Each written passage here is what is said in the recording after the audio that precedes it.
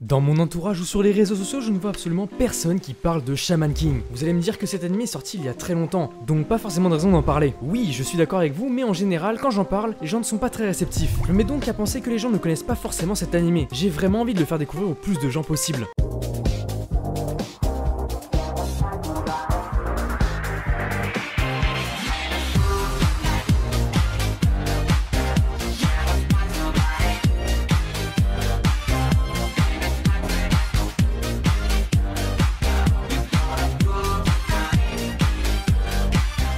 Yo, salut à tous, c'est Zensu, comment ça va? Et aujourd'hui on se retrouve pour parler de l'anime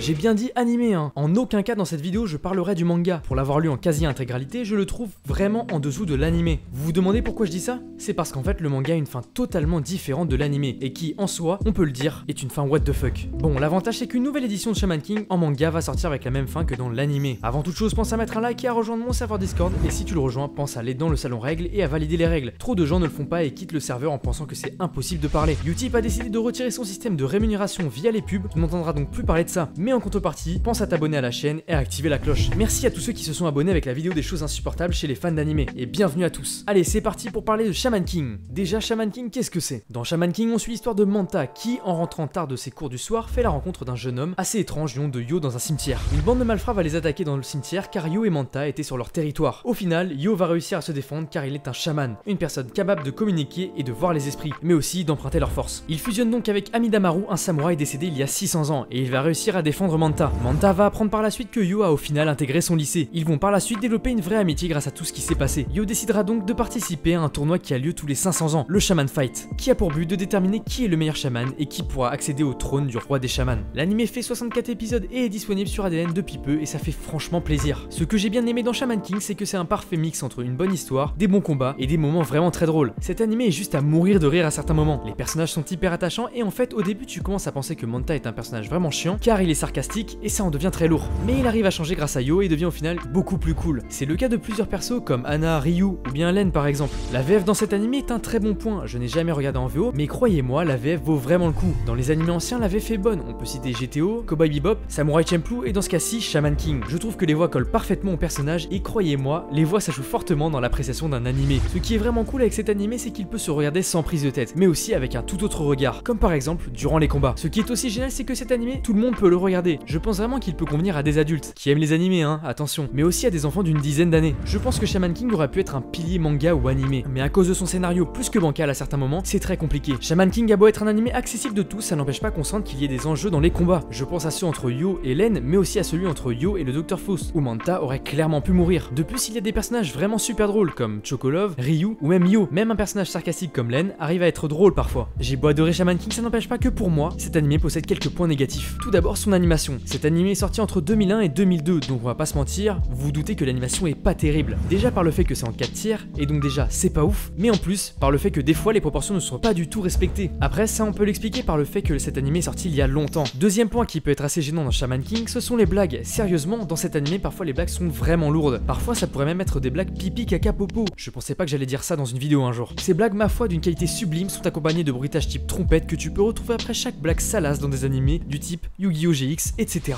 Voilà, c'est la fin de cette vidéo en espérant qu'elle t'a plu. Elle est assez courte, mais c'était pour marquer le coup après cette petite pause d'un mois durant les grandes vacances, liées à mon travail saisonnier. Je vais donc faire un minimum de une vidéo toutes les 2 semaines, et un peu plus si possible, mais je promets rien. N'hésite pas à me dire ce que tu as pensé de Shaman King, ou si tu l'as regardé grâce à moi. En tout cas, on se dit à la prochaine, c'était Zensu, salut!